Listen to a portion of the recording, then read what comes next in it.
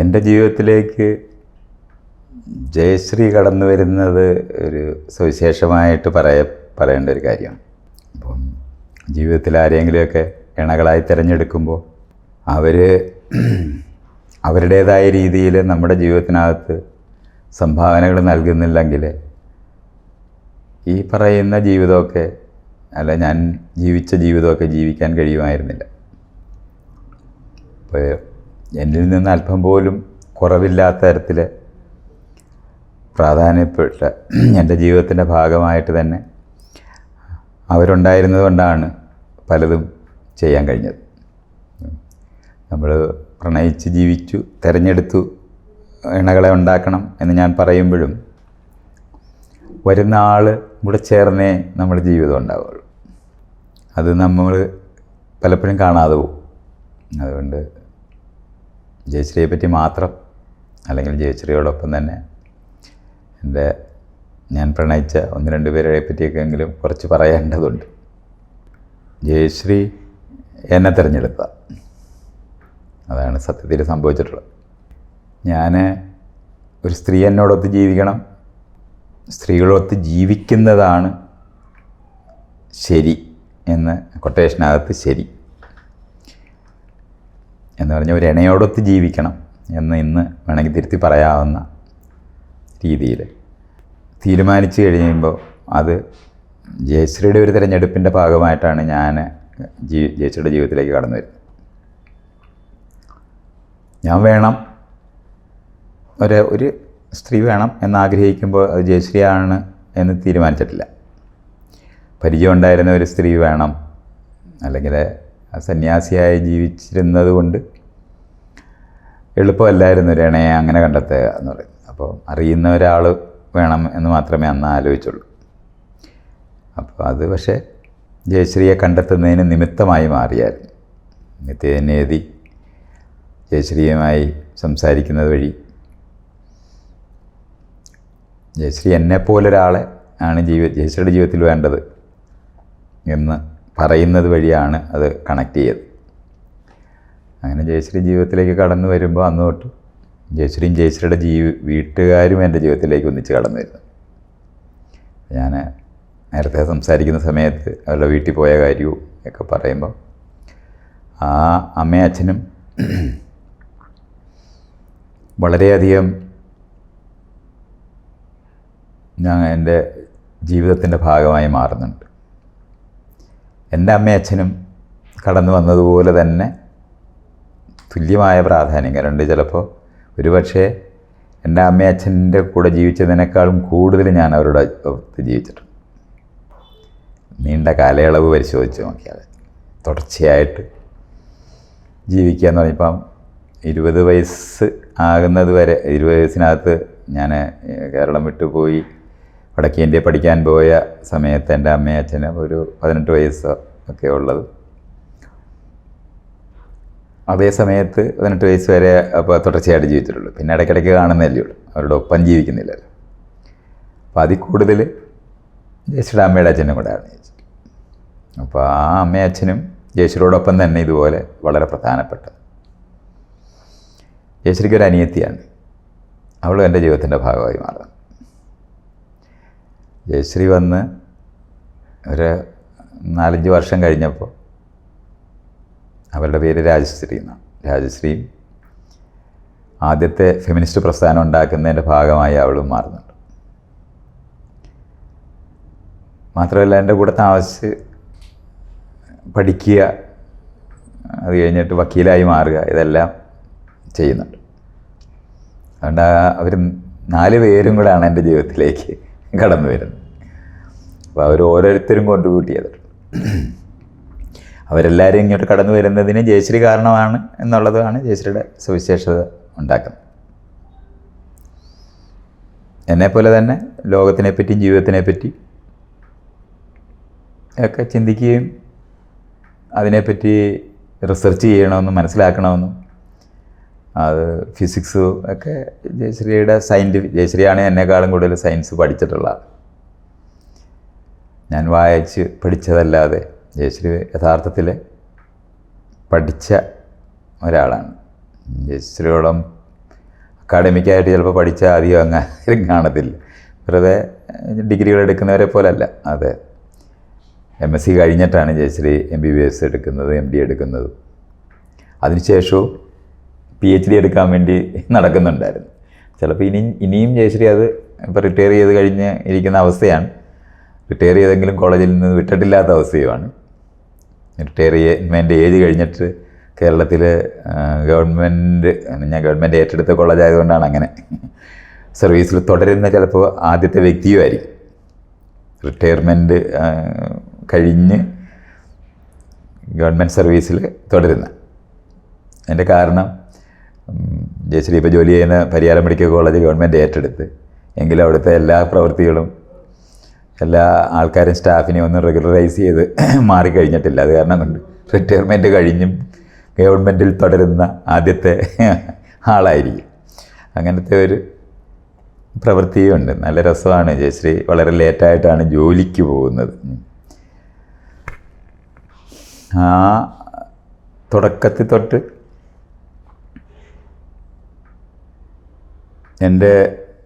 ഞാനാണെങ്കിൽ വളരെ ഡോമിനൻ്റ് ആയിട്ടുള്ള ഒരു മെയിൽ, എൻ്റെ വീട്ടിൽ എൻ്റെ അച്ഛൻ്റെ വീട്ടിലൊക്കെ ജനിച്ചു വളർന്ന ഡോമിനൻ്റ് മെയിൽ എന്ന് നമ്മൾക്ക് പറയാവുന്ന ഒരാളായിട്ടാണ് ഉണ്ടായിട്ടുള്ളത്. അതിനെ ഒരു സമയത്ത് പോലും ചെറുത്ത് നിൽക്കാതിരുന്നിട്ടേ ഇല്ല.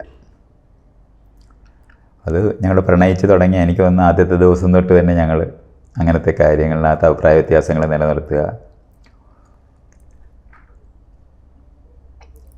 കുട്ടി വേണമെന്ന് വേണ്ട എന്ന് ഞാൻ പറയുമ്പോൾ കുട്ടി വേണമെന്ന് തീരുമാനിക്കുന്നത്, അതിനുവേണ്ടി നല്ല വാശിയോടെ സംസാരിക്കുകയും പ്രതിഷേധിക്കുകയും. ജയശ്രീ കണ്ടാൽ വളരെ ദുർബലയും സോഫ്റ്റുമാണെന്ന് നമുക്ക് തോന്നുമെങ്കിലും സ്റ്റീൽ പോലെ ബലമുള്ള ഒരാളാണ് മാനസികമായി. തീരുമാനങ്ങളൊക്കെ എടുത്താൽ എളുപ്പമൊന്നുമല്ല. അങ്ങനത്തെ ഒരു ആളും അതേപോലെ തന്നെ ഒരേ സമയത്ത് തന്നെ ഒറ്റയ്ക്കിരിക്കാനായിട്ട് ഏറ്റവും കൂടുതൽ ഇഷ്ടപ്പെടുന്നത്, എന്നാൽ നല്ല സുഹൃത്തുക്കളാണെങ്കിൽ ഇഷ്ടംപോലെ സംസാരിക്കുന്നത് ആയ ഒരാളാണ്. ഒറ്റയ്ക്കിരിക്കുക എന്ന് പറയുന്ന ജയശ്രീക്ക് സ്വന്തമായ മുറി വേണം. ആദ്യം പറയുന്നില്ല. എന്നിട്ട് എന്നോടൊത്ത് ജീവിക്കാൻ വേണ്ടി ജയശ്രീ ശ്രമിക്കുമ്പോൾ ഒരു കൂട്ട ആളുകളുമായി ജീവിക്കുന്ന ഒരാളാണ് ഞാൻ.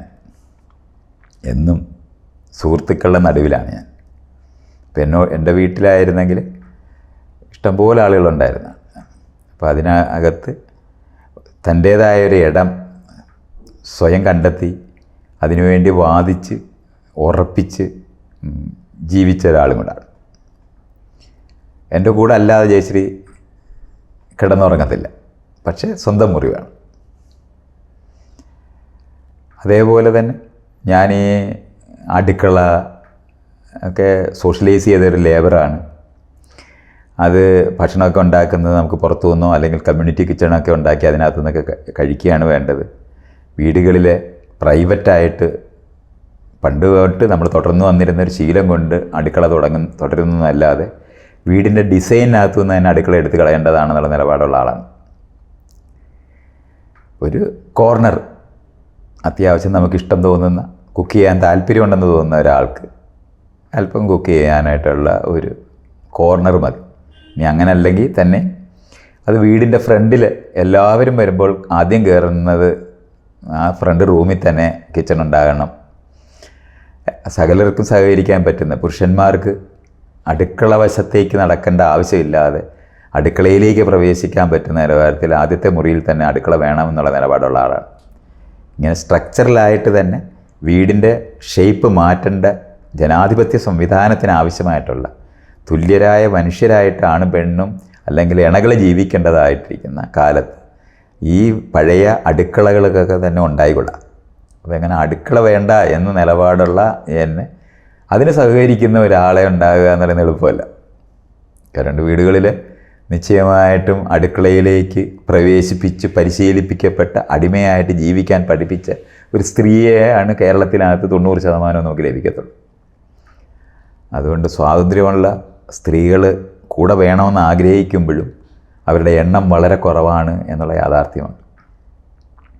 പുരുഷന്മാരുടെ വശത്തു നിന്ന് പരിശോധിച്ചാൽ സ്വാതന്ത്ര്യമുള്ള സ്ത്രീകൾ വേണമെന്ന് ആഗ്രഹിക്കുകയും അടിമകളെ പോലുള്ള ഭാര്യമാരെ ഒരു വശത്ത് വേണമെന്ന് ആഗ്രഹിക്കുകയും ചെയ്യുന്ന ദ്വന്ദ്വ വ്യക്തിത്വമുള്ള പുരുഷന്മാരാണ് നമുക്കുള്ളത്.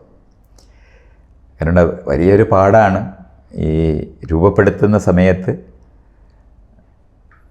തുല്യരായ മനുഷ്യരായിട്ട് മാറ്റാതെ വളർത്തപ്പെടുന്നവരാണ് നമ്മളെല്ലാവരും. അപ്പോൾ ജെൻഡർ റോൾസൊക്കെ ഡിഫറൻ്റായിട്ട് പഠിച്ച് പാലിച്ച് ഒരു 10-25 വയസ്സായതിന് ശേഷം പുരുഷന്മാരോട് നന്നാകണമെന്നും തുല്യരായി പെരുമാറണമെന്ന് പഠിപ്പിച്ചാൽ കതിരിൽ വളം വയ്ക്കുന്ന പോലൊരു പ്രശ്നമാണ്. അപ്പോൾ അങ്ങനെയൊക്കെയുള്ള സ്ഥലത്ത് ഞാൻ തിരഞ്ഞെടുത്ത സ്ത്രീ എൻ്റെ തന്നെ ആശയങ്ങളുമായിട്ട് പരമാവധി യോജിക്കാൻ പറ്റുന്ന ഒരാൾ കടന്നു വന്നു എന്നുള്ളതൊരു ചെറിയ കാര്യമല്ല. എൻ്റെ എല്ലാ സുഹൃത്തുക്കളും ജയശ്രീയുടെ സുഹൃത്തുക്കളായും മാറുന്നുണ്ട്. വളരെ കുറച്ച് പേര് മാത്രമായിരിക്കും ചിലപ്പോൾ ജയശ്രീ വേണ്ട, ജയശ്രീ തിരഞ്ഞെടുക്കാത്തവരായ കുറച്ച് പേര് കാണും, അത്രയേ ഉള്ളൂ. ബാക്കിയുള്ളവരെ എല്ലാവരുമായി ചേർന്ന് പോവുകയും വീടിനകം എന്ന് പറയുന്നത് ഒരു കൂട്ടം ആളുകളുടെ ഇടമാക്കി മാറ്റാനായിട്ട് ജയശ്രീ എന്നെ സഹായിച്ചിട്ടുണ്ട്. ജയശ്രീ അതിൻ്റെ പ്രതിഷേധങ്ങളൊക്കെ പറയും. ഇതൊക്കെ പറയുമ്പോഴും ജയശ്രീ അത് ചെയ്തിട്ടുണ്ട്. അങ്ങനെ ചെയ്യപ്പെടുന്നില്ലെന്നുണ്ടെങ്കിൽ പുതിയൊരു വീട്, കുട്ടികൾ വളരേണ്ടതായ വീടിനകത്ത് ബന്ധുക്കൾ വന്ന് നിൽക്കുന്ന ഇടമായി പോയാൽ. ജയശ്രീയുടെ അമ്മയും അച്ഛനെയും അവർക്ക് അസുഖമായതുകൊണ്ട് നോക്കേണ്ടി വരിക മാത്രമേ ഞങ്ങൾ ചെയ്തിട്ടുള്ളൂ. അത് തന്നെ 2 വർഷമായിരുന്നു ഞങ്ങളുടെ കൂടെ താമസിച്ചിരുന്നത്. അപ്പോൾ 2 വീട് മാറിയപ്പോഴത്തേനും അവർ ക്ഷീണിച്ച്.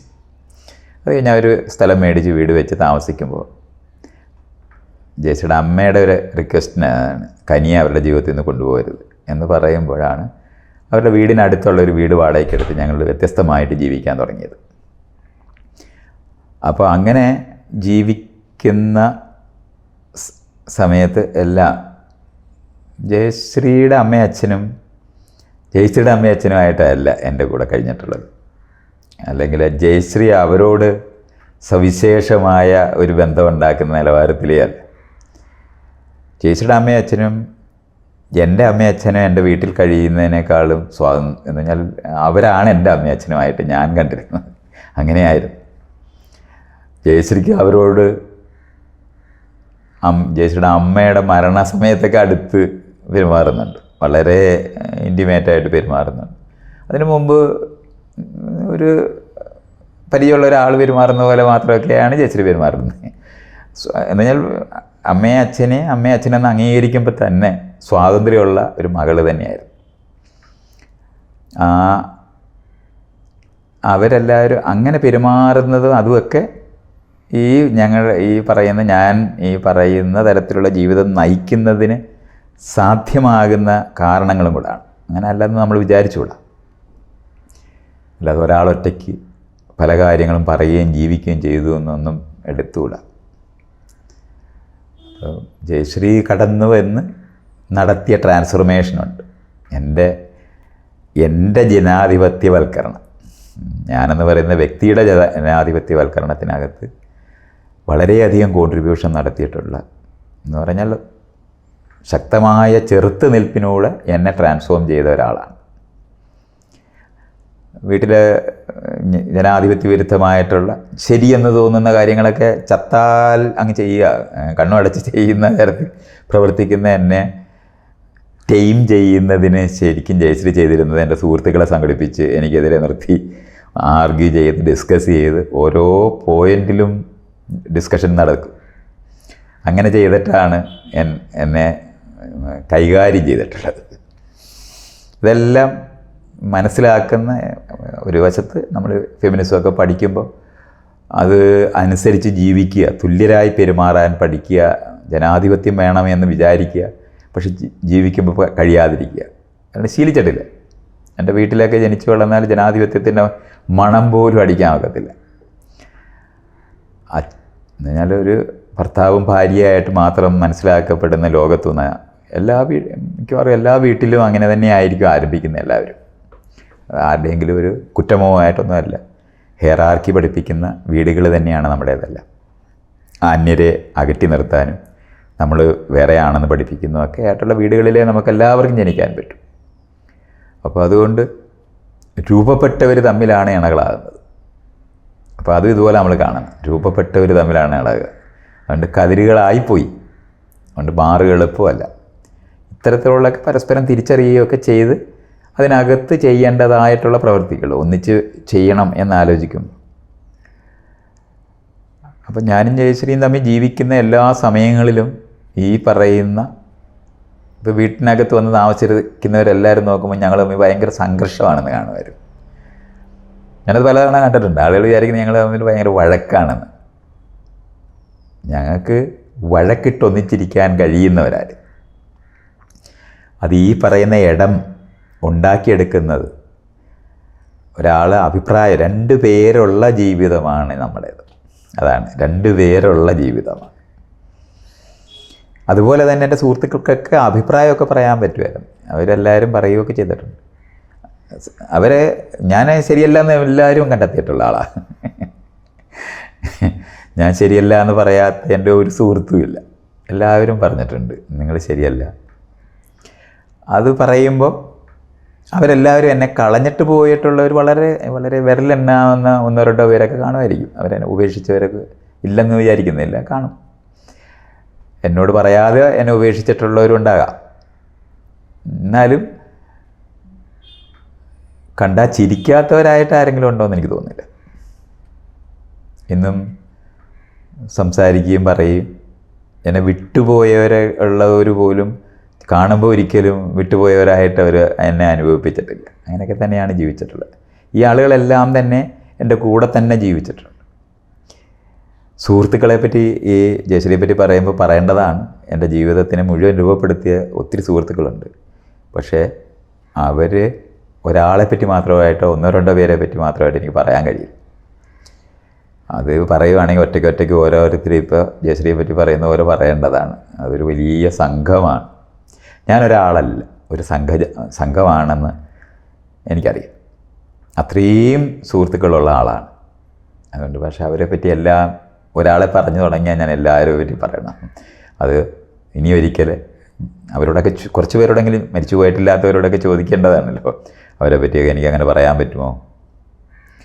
ജയശ്രീയെ പറ്റി ഞാനിത് പറയുമ്പോഴും ജയശ്രീയെ പറ്റി പറയാനായിട്ട് എനിക്കൊരു അവകാശം തന്നിട്ടുള്ളെന്നുള്ള എനിക്കൊരു അവകാശം തന്നിട്ടുണ്ടെന്നുള്ളത് കൊണ്ടാണ് അവരെ പറ്റിയൊക്കെ പറയുന്നത്. അല്ലെങ്കിൽ സുഹൃത്തുക്കളോടൊപ്പം അവരോടും ചോദിക്കേണ്ടതാണ്. പക്ഷേ എന്നെപ്പറ്റി പറയുമ്പോൾ ജയശ്രീയെ പറ്റി പറയാതെ എനിക്കത് ലീവ് ചെയ്യാൻ പറ്റില്ല. ഒരിക്കൽ ഞാൻ ജയശ്രീ എന്നെ പരസ്യമായി വിമർശിച്ച കാര്യം റെഫർ ചെയ്തിട്ടുണ്ടെന്ന് ഞാൻ ഓർക്കുന്നുണ്ട്. അതെല്ലാം പബ്ലിക്കായിട്ട് ജയശ്രീ ചെയ്തിട്ടുണ്ട്. ഇന്നും അതേ സമയത്ത് എൻ്റെ അടുത്ത് ജയശ്രീ ഇങ്ങനെ പറഞ്ഞു എന്ന് പറഞ്ഞ ഒരാൾ ഒരിക്കലും വന്ന് പറഞ്ഞിട്ടില്ല, ചോദിച്ചിട്ടില്ല. എന്ന് പറഞ്ഞാൽ എൻ്റെ പുറകിൽ എന്നെപ്പറ്റി ഞാൻ അറിയരുത് എന്ന് വിചാരിച്ച് പറയുന്ന സാധാരണ ആൾക്കാർക്ക് സുഹൃത്തുക്കളോട് പറയുമ്പം അത് എന്നോട് പറയാതെ ഞാൻ അറിയരുത് എന്ന് വിചാരിക്കുന്ന കോഷ്യസ്നെസ്സോടെ പാർട്ട്നേഴ്സ് പറയുന്ന സ്ഥലങ്ങളുണ്ട്. അപ്പോൾ ഞാൻ എത്രയോ വീടുകളിൽ താമസിക്കുമ്പോൾ അവിടെ എല്ലാവരുള്ള പാർട്ട്നേഴ്സ് അവരുടെ ഭാര്യമാരെ പറ്റിയും ഭർത്താക്കന്മാരെ പറ്റി എന്നോട് പറയുമ്പോൾ അത് അവരറിയാതിരിക്കണം എന്ന് ആഗ്രഹിച്ചുകൊണ്ട് പറയുന്നവരെ ഞാൻ കാണാറുണ്ട്. അങ്ങനെ ജയശ്രീ ആരോടെങ്കിലും പറഞ്ഞിട്ടുണ്ടോ എന്ന് എനിക്കറിയില്ല. ഞാനെന്തായാലും ജയശ്രീയെ പറ്റി അങ്ങനെ പറഞ്ഞിട്ടില്ല. ജയശ്രീ ബഹുമാനിക്കുന്ന എൻ്റെ പാർട്ട്ണറായിട്ടുള്ള റെഫർ ചെയ്യപ്പെട്ട് പറയുകയും ആളുകൾ ചോദിക്കുമ്പോൾ ഇപ്പം ഞാനിരുന്ന് പറയുന്ന പോലെ പറഞ്ഞിട്ടുണ്ട്. അങ്ങനത്തെ മറവുകൾ ആവശ്യമില്ലാത്ത സ്വാതന്ത്ര്യം തന്നിട്ടുള്ള ഒരാളാണ് ജയശ്രീ. അതേപോലെ തന്നെ 20 വർഷം കഴിഞ്ഞ് ഞാനിങ്ങനെ കുടുംബം പിരിച്ചുവിട്ട് കുടുംബത്തിൻ്റെ പ്രവൃത്തി എന്ന് പറഞ്ഞ കുട്ടികളെ വളർത്തുന്ന പണി തീർന്നു എന്ന് പറയുമ്പോൾ അത് ഇണയെ വിട്ടുപോയി ഇണയെ ഉപേക്ഷിച്ചു എന്നുള്ള അർത്ഥം നാട്ടുകാർ മനസ്സിലാക്കിയെങ്കിലും അങ്ങനെയല്ല സംഭവിച്ചിട്ടുള്ളത്. അതിപ്പോൾ ജനകീയ കോടതിയിലെ ചർച്ചയ്ക്കകത്ത് പത്രസമ്മേളനം നടത്തി ജയശ്രീയെ വിട്ടു എന്നുള്ള നിലവാരത്തിലാണ് അത് അവതരിപ്പിക്കപ്പെട്ടത്. അങ്ങനെയല്ല സംഭവിച്ചിട്ടുള്ളത്. ഞാൻ പത്രസമ്മേളനം നടത്തിയിട്ട് പ്രായമായവർ രാഷ്ട്രീയമായിട്ട്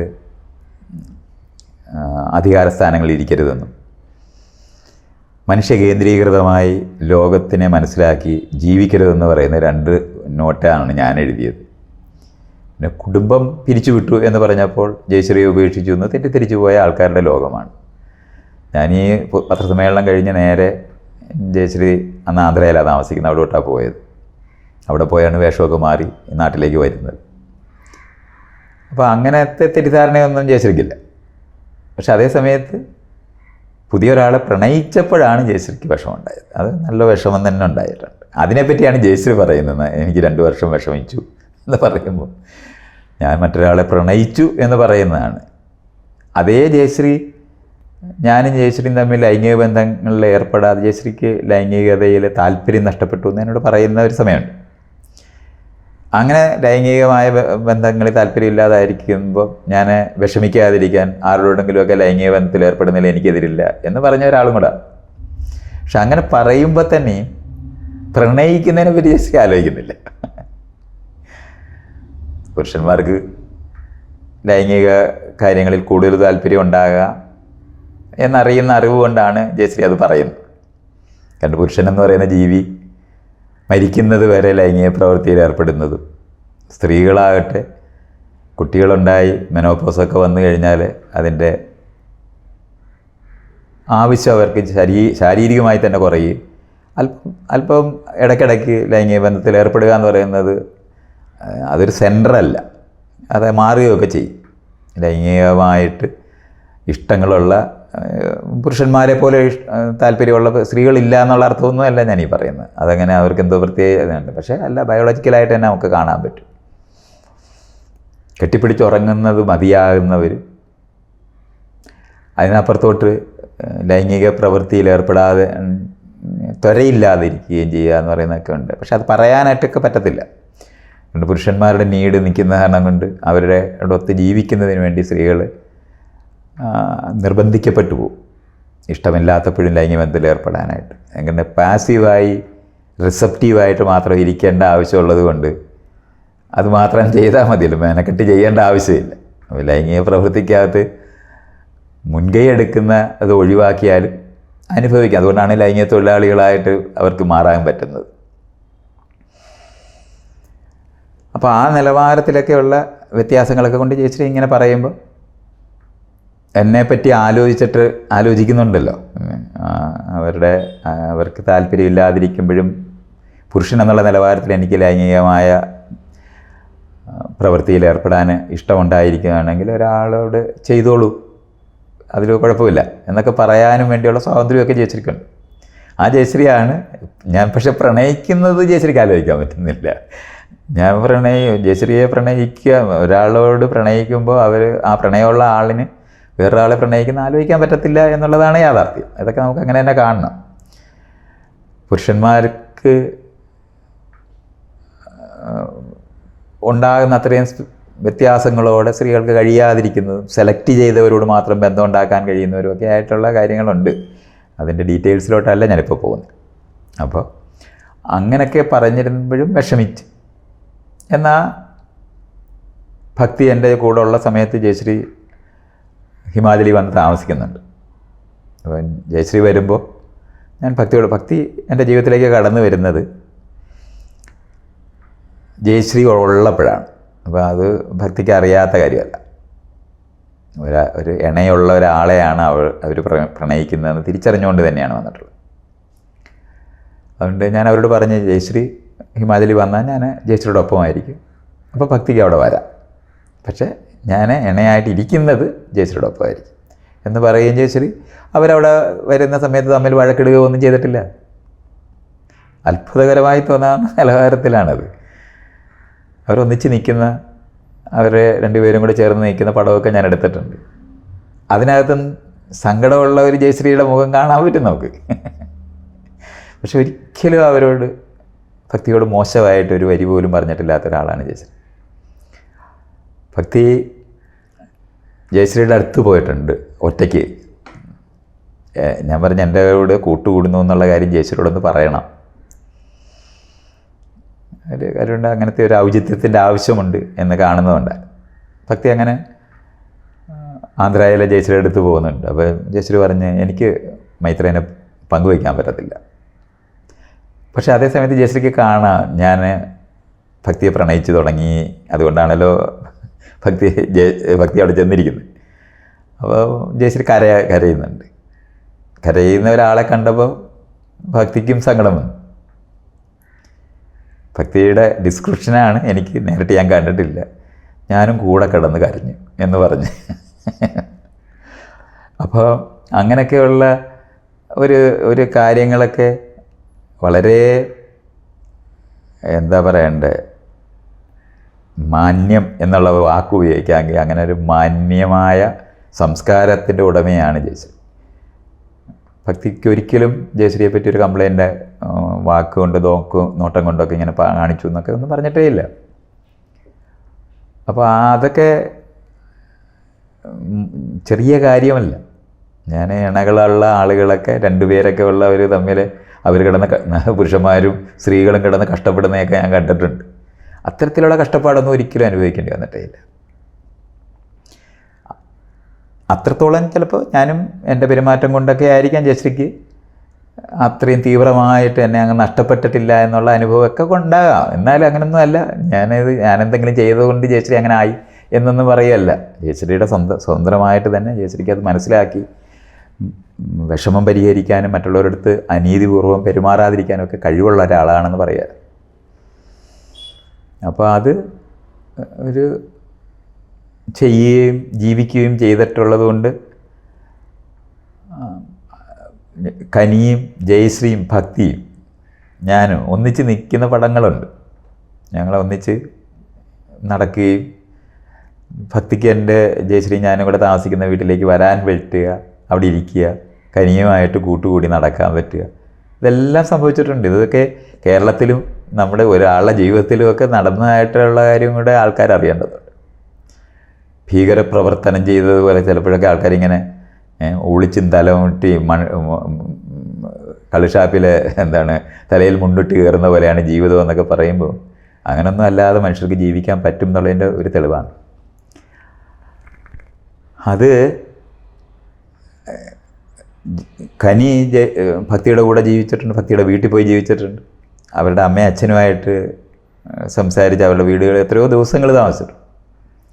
വെറുതെ പേടിച്ച് രഹസ്യമായി കാണാൻ പോയതൊന്നുമല്ല. അവിടെ പോയി താമസിക്കുന്നുണ്ട്, അവരുടെ കൂടെ തന്നെ കഴിയുന്നുണ്ട്. അവരുടെ അമ്മയും അച്ഛനും, ഭക്തിയുടെ അമ്മയും അച്ഛനും മോശപ്പെട്ടവരല്ലാത്തതുകൊണ്ടാണ് അതും സംഭവിക്കുന്നത്. ഇതെല്ലാം നമുക്ക് കണ്ടുണ്ടാകും. അപ്പോൾ മനുഷ്യർക്ക് സാധ്യമായ കാര്യങ്ങളൊക്കെയാണ് ഇതൊക്കെ. ഇപ്പം ഞാൻ മാത്രം എന്തോ വലിയ മഹത്തായ പ്രവൃത്തി ചെയ്തു ഭയങ്കര അറിവ് നേടിയിട്ട് ഇതൊക്കെ ചെയ്തതെന്നൊന്നും അല്ല, ഇവരെല്ലാവരും ഇല്ലേ. അതേപോലെ തന്നെയാണ് ജയശ്രീയുടെ അനിയത്തി. ഒരു ദിവസം ഞാനിങ്ങനെ വേറൊരു പ്രണയം ഇപ്പം എനിക്കുണ്ട് എന്ന് പറയുമ്പോൾ രാജശ്രീ ഒറ്റ ചോദ്യം ചോദിച്ചിട്ടുള്ളൂ. അപ്പോൾ എൻ്റെ സഹോദരിയുടെ കാര്യമോ എന്നാ ചോദിച്ചിട്ടുള്ളൂ, അത്രേ ചോദിച്ചിട്ടുള്ളൂ. ആ ചോദ്യം ചോദിച്ചപ്പോൾ ഞാൻ പറഞ്ഞ് ഞാനതിന് ജയശ്രീ വിട്ടു പോകുന്നേ ഇല്ലല്ലോ. പക്ഷേ അത്രയും ആ പറയുന്നത് കൊണ്ട് തീർന്നതാണ്, അല്ലാതെ അതിനപ്പുറത്തേക്ക് രാജശ്രീയും ഒന്നും പറഞ്ഞിട്ടില്ല. അത്രയും സാധ്യതകളുണ്ട് ജീവിതത്തിനകത്ത്, ആ സ്വാതന്ത്ര്യങ്ങളൊക്കെ. കാരണം അവർ പല സമയങ്ങളിൽ എൻ്റെ കൂടെ വന്ന് താമസിക്കുമ്പോൾ ഞാൻ ചെയ്തിട്ടുള്ള അല്ലെങ്കിൽ ഞാൻ ജീവിച്ചിട്ടുള്ള അല്ലെങ്കിൽ ഞാൻ പറഞ്ഞിട്ടുള്ള കാര്യങ്ങളൊക്കെ തന്നെ അതുവരെ മനുഷ്യർ ചെയ്തിട്ടില്ലാത്ത അല്ലെങ്കിൽ കേരളത്തിലെ ആൾക്കാർ ചെയ്തിട്ടില്ലാത്ത കാര്യങ്ങളൊക്കെ തന്നെയാണ്. അപ്പോൾ അതൊക്കെ ആക്സെപ്റ്റബിൾ ആയിരിക്കുന്ന പോലെ തന്നെ ഒരു ഏരിയ ആണിത്. അപ്പോൾ അത് സാധ്യമാണ്. അതാണ് ഞാൻ ഈ പറയുന്നത്. അപമാനകരമല്ലാതെ പരസ്പരം വെറുക്കുകയും മോശമായി പറയുകയും ഒന്നും ചെയ്യാതെ തന്നെ രൂപപ്പെടുകയും നമുക്ക് തുറന്ന് നിൽക്കാനൊക്കെ നമുക്ക് കഴിയുമെങ്കിൽ അത് വിഷമങ്ങളൊന്നും ഉണ്ടാകത്തില്ലെന്നല്ലല്ലോ ഞാൻ പറഞ്ഞത്. അതൊക്കെ ഉണ്ട്. അതെല്ലാം നിൽക്കുമ്പോൾ തന്നെ അപമാനകരമല്ലാത്ത തരത്തിൽ ജീവിക്കാൻ കഴിയും. ആ സാധ്യത അവർ ചെയ്തു തന്നിട്ടുണ്ട്. അപ്പോൾ ജയശ്രീയുടെ എൻ്റെ ജീവിതത്തിലുള്ള പ്രവേശവും ഇന്നും തുടർന്ന് നിൽക്കുന്ന അവസ്ഥയും വളരെ സ്വതന്ത്രയായിട്ടാണ് ജയശ്രീ ഇപ്പം ജീവിക്കുന്നത്. എന്നോളം സ്വാതന്ത്ര്യമുള്ള ഒരാളായിട്ട് തന്നെയാണ് ഞാൻ ജയശ്രീയെ കാണുന്നത്. എന്നെ ആവശ്യമില്ലാത്ത ആളാണ്, പക്ഷേ എന്നെ ഇണയായിട്ട് തന്നെ ഇന്നും ജയശ്രീ കഴിയുന്നുണ്ട്. ആവശ്യം വരുമ്പോൾ വിളിക്കുകയും പറയുകയും. ജയശ്രീയുടെ അമ്മ ഞങ്ങൾ രണ്ടുപേരും കൂടെ ആണ്. അമ്മയ്ക്കൊരാവശ്യം വന്നാൽ എല്ലാ കാര്യത്തിനകത്തും ജയശ്രീയുടെ അമ്മയ്ക്ക് ശരിക്കും പറഞ്ഞാൽ എന്നോട് ഒരു മാസത്തിലൊരിക്കൽ ജയശ്രീ അമ്മ വിളിക്കും കണ്ടില്ലെങ്കിൽ. അങ്ങനെ ഞാനവിടെ പോയി ഒരാഴ്ച താമസിക്കും. അമ്മയെ എൻ്റെ അമ്മയെ പരിചരിച്ചതിനേക്കാളും കൂടുതൽ പരിചരിച്ചിട്ടുള്ളതാണ്. അമ്മയ്ക്ക് വലിയ ആക്സിഡൻറ്റ് വന്ന് കാലൊക്കെ ഒടിഞ്ഞു പോവുകയൊക്കെ ചെയ്തിരുന്നു. അന്ന് എടുത്തുകൊണ്ട് നടക്കുകയൊക്കെ ചെയ്തിരുന്നത് ഞാനാണ്. അപ്പോൾ അങ്ങനത്തെ ഒരു ബന്ധമുണ്ടായിരുന്നു. അതേപോലെ തന്നെ ചേച്ചിയുടെ അച്ഛൻ വളരെ റിഫൈൻമെൻ്റ് ഉള്ള ഒരാളായിരുന്നു. അനാവശ്യമായിട്ട് പറയില്ല. അപ്പം ആ ഒരു മേഖല നമുക്ക് ഇങ്ങനെ അവരെല്ലാവരും അവിടെയാണ് ഞാൻ ഒറ്റയ്ക്ക് നടത്തിയ എന്തോ ഒരു കാര്യമായിട്ട് ജീവിതങ്ങളെ കാണരുത്. നമ്മുടെ കൂടെയുള്ളവർ വളരെ വലിയ പങ്കാണ് വഹിക്കുന്നത്. അപ്പോൾ അതേപോലെ തന്നെ കനിയും ഭക്തിയായിട്ടുള്ള ബന്ധവും അവൾ ജീവിച്ചിരുന്നതും അവളുടെ ജീവിതത്തിനകത്ത് അവളെടുക്കുന്ന നിലപാടുകളും കാര്യങ്ങളും എല്ലാം തന്നെ എൻ്റെ ജീവിതത്തിനെ എൻറിച്ച് ചെയ്യുന്ന സ്ഥലങ്ങളാണ്. ജയശ്രീ പറയുമ്പോൾ ഞാൻ ഭക്തിയെ പറ്റി പറയേണ്ടതുണ്ട്. ഏറ്റവും രസകരമായിട്ട് ഞാൻ അതിനകത്ത് കണ്ട ഒരു കാര്യം, ജയശ്രീയുടെ കൂടെ ജീവിച്ച് ജയശ്രീ വെച്ച വിമർശനങ്ങളെല്ലാം കേട്ട് പുരുഷനായി പെരുമാറാതെ ഇരിക്കാനായിട്ടൊക്കെ പഠിച്ചതിന് ശേഷമാണ് 20 വർഷത്തെ പ്രവർത്തനമൊക്കെ കഴിഞ്ഞിട്ടാണല്ലോ ഭക്തി എൻ്റെ ജീവിതത്തിലേക്ക് വരുന്നത്. ഭക്തി എൻ്റെ കൂടെ ഒരു 6 വർഷത്തോളം ഉണ്ടായിരുന്നു. ആ 6 വർഷത്തിനകത്ത് 2 വർഷം കഴിഞ്ഞതിന് ശേഷം ഒരിക്കൽ ഇങ്ങനെ സംസാരിക്കുന്ന സമയത്ത് എന്നെ ഒരു ക്രിട്ടിക്കലായിട്ട് കാണുന്ന നിലവാരത്തിൽ എനിക്ക് തോന്നുന്ന ഒരു 25 വയസ്സിൻ്റെ അകലും ഞങ്ങൾ തമ്മിലുണ്ട്. അങ്ങനെ എന്നെ ക്രിട്ടിക്കലായിട്ട് എവാലുവേറ്റ് ചെയ്ത് ഇങ്ങനെ ഒരു ദിവസം സംസാരിക്കുന്ന സമയത്ത് കുറേ കാര്യങ്ങൾ പറയും. അങ്ങനെ പറയുമ്പോൾ ഞാനൊരു കാര്യം കണ്ടത്, ജയശ്രീ വെച്ച വിമർശനങ്ങളൊക്കെ തന്നെയാണ് ഭക്തിയും വയ്ക്കുന്നത്. അപ്പോൾ ഞാൻ വിചാരിച്ചു ഇത്രയായിട്ട് ഞാൻ നന്നായിട്ടില്ല എന്നുള്ളത് എനിക്കങ്ങ് ബോധ്യമായിപ്പോയി. അപ്പം ഞാനിതിങ്ങനെ പറഞ്ഞ് ഇതേപോലെ തന്നെയാണ് ജയശ്രീ വെച്ചിട്ടുള്ള വിമർശനങ്ങളൊക്കെ തന്നെയാണ്. അപ്പോൾ ഭക്തി പറഞ്ഞ് ഒരു വ്യത്യാസമുണ്ട്, നിങ്ങൾ നന്നായിട്ട് ശ്രമിക്കുന്നുണ്ട്, മാറാനായിട്ട് ശ്രമിക്കുന്നുണ്ട്. അപ്പോൾ അത്രയാണ് സർട്ടിഫിക്കറ്റ് കിട്ടിയിട്ടുള്ളത്. ജയശ്രീ ഉപേക്ഷിച്ചിട്ടില്ലാത്തതുകൊണ്ട് ഭക്തി ഇത്തരത്തിലൊരു സർട്ടിഫിക്കറ്റ് പറഞ്ഞ കാരണം കൊണ്ട് ശ്രമിക്കുന്ന ഒരാളായിട്ടൊക്കെയാണ്. അപ്പോൾ വിജയിച്ചിട്ടേ ഇല്ല, നന്നായിട്ടേ ഇല്ല, പുരുഷനായി തന്നെ തുടരുന്നുമുണ്ട്. അങ്ങനത്തെ ഒരു കാര്യമുണ്ടായിരുന്നു. അപ്പോൾ അതൊക്കെ ഇങ്ങനെ നമ്മൾ എൻ്റെ ജീവിതത്തിനകത്ത് കോൺട്രിബ്യൂട്ടറി ആയിട്ട് അവർ പെരുമാറിയിരുന്ന കാര്യങ്ങളുണ്ട്. ഞാൻ എൻ്റെ പുസ്തകം ഡെഡിക്കേറ്റ് ചെയ്യുമ്പോൾ അമ്മയും ജയശ്രീയും ഭക്തിയും കനിയും ഒരേപോലെ വയ്ക്കുന്നത് അതുകൊണ്ടാണ്. അവരെല്ലാവരും ആ നിലവാരത്തിൽ എൻ്റെ ജീവിതത്തിനകത്ത് കോൺട്രിബ്യൂട്ട് ചെയ്തിട്ടുണ്ട്. അതുകൊണ്ട് മാത്രമാണ് ഞാൻ ഇന്നിങ്ങനെ സംസാരിക്കാൻ പറ്റുന്നത്. ഇതൊക്കെ ജീവിച്ച് കാണിച്ചു എന്ന് പറയാവുന്ന ഏരിയകൾ വരുമ്പോൾ അവർ പരാജയപ്പെട്ട ഞാൻ പരാജയപ്പെട്ട തന്നെയാണ്. അവിടെയാണ് നമ്മുടെ മാത്രമായിട്ടുള്ള ജീവിത വിജയങ്ങളോ പരാജയങ്ങളോ ഇല്ല. അത് പരാജയത്തിനകത്ത് നമ്മൾ മാത്രം ചെയ്യുന്ന ഒന്നുമല്ല. കൂടുള്ളവരുടെ വിജയവും കൂടെ അവരുടെയും ശ്രദ്ധയും അവർ പ്രവർത്തിക്കുന്നതും കൂടെ ചേർന്നേ നമ്മളെല്ലാം ഉള്ളു. അപ്പോൾ മറ്റുള്ള ആളുകൾ അവിടെയാണ് ഞാൻ ഈ ജനാധിപത്യത്തിൻ്റെ വശം ഏറ്റവും കൂടുതൽ മനസ്സിലാക്കേണ്ടത്. തുല്യമായി പരസ്പര ബഹുമാനത്തോടെ പെരുമാറുന്ന ആൾക്കാരാണെങ്കിൽ നമുക്ക് സ്വാതന്ത്ര്യം ഉണ്ടാകണമെങ്കിൽ, മറ്റേത് പണ്ട് പുരുഷന്മാരുടെ സ്വാതന്ത്ര്യമാണ് ഈ സന്യാസത്തിൻ്റെ യുക്തികൾ. എല്ലാവരും ഉപേക്ഷിച്ച് കാട്ടിപ്പോയിരുന്നിട്ടാണ് സ്വാതന്ത്ര്യമൊക്കെ ഉണ്ടാക്കുന്നത്. കണ്ണട ചുരുട്ടാക്കുന്ന പോലാണ്. അങ്ങനെയല്ല, എല്ലാവരോടും ഒത്ത് ജീവിക്കുമ്പോൾ സ്വാതന്ത്ര്യത്തോടെ ജീവിക്കുന്നതിനെ പറ്റിയാണ് ഞാൻ പറയുന്നത്. അപ്പം അതിനകത്ത് ഏറ്റവും കൂടുതൽ പങ്ക് ജയശ്രീക്ക്, അതിനോടൊപ്പം ഭക്തി, കനി, ജയശ്രീയുടെ അമ്മയും അച്ഛനും, ഇന്ന് എൻ്റെ കൂട്ടുകാരിയായിട്ടിരിക്കുന്ന ആളും, അവരും ക്രിട്ടിക്കലായിട്ട് പറയുകയൊക്കെ ചെയ്തിട്ടുള്ള ഒരാളാണ്. സന്തോഷത്തോടെയാണ് ഞാൻ അവരെല്ലാവരും എൻ്റെ ജീവിതത്തിനകത്ത് കോൺട്രിബ്യൂട്ട് ചെയ്തിട്ടുണ്ട്. അങ്ങനെ അവരെയൊക്കെ അക്നോളജ് ചെയ്യാതെ ജീവിതത്തിനെ പറ്റി ഓർത്ത് പറയുക എന്ന് പറയുന്നത് അനീതിയായിപ്പോൾ. ഇനി പറയേണ്ടത് മുഴുവനും ഈ കൂട്ടുകാരെ പറ്റിയാണ്. പക്ഷേ അത് എൻ്റെ കൂട്ടുകാരെന്ന് പറയുന്നത് ചുരുങ്ങിയതൊരു 100 തൊട്ട് 150 പേരെങ്കിലും കേരളത്തിൽ. എന്ന് പറഞ്ഞാൽ ഞാൻ ഇടപെട്ട മനുഷ്യരെന്ന് പറയുന്നത് എല്ലാം അവരുടെ ജീവിതത്തിലും കൂടെ ഞാൻ ഇടപെട്ടിട്ടുള്ളവരാണ്. എൻ്റെ കൂട്ടുകാരങ്ങനെയാണ്. വലിയൊരു കൂട്ടുകാരുടെ സംഘം ഉള്ള മനുഷ്യനാണ് ഞാൻ. ഒരാളെ കുറച്ച് പേരെ മാത്രമായിട്ടൊക്കെ പറയാൻ പാടാണ്. പക്ഷേ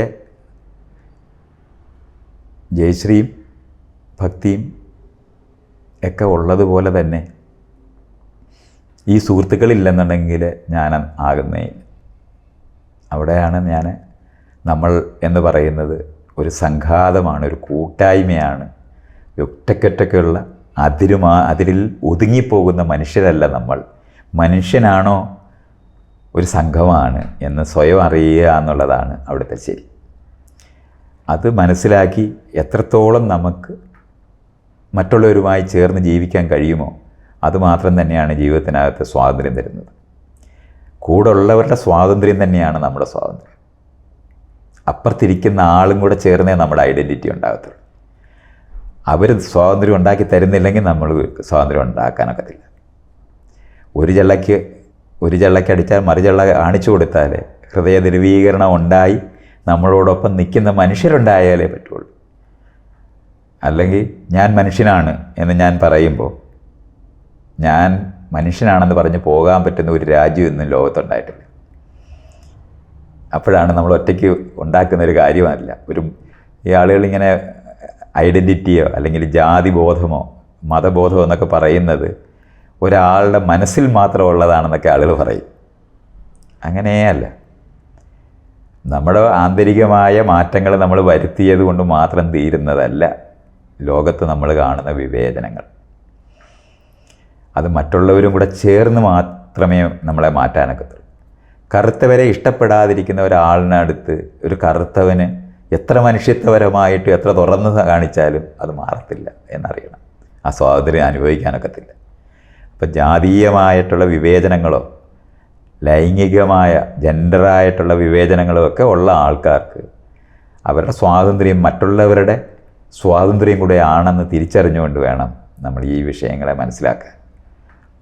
അവിടെ അതിനകത്ത് അങ്ങനെയുള്ള ഒരു ലോകത്ത് ഞാനിന്ന് ഏതെങ്കിലും നിലവാരത്തിൽ സ്വാതന്ത്ര്യം അനുഭവിക്കുന്നുണ്ടെങ്കിൽ എൻ്റെ പങ്കാളിയും അതുപോലെ എൻ്റെ ജീവിതത്തിലേക്ക് കടന്നു വന്ന എല്ലാവരുടെയും സംഭാവനയുടെ ആകത്തുക മാത്രമാണ്. വ്യക്തിപരമായ എനിക്കൊരു നേട്ടവും ആ നിലവാരത്തിലില്ല.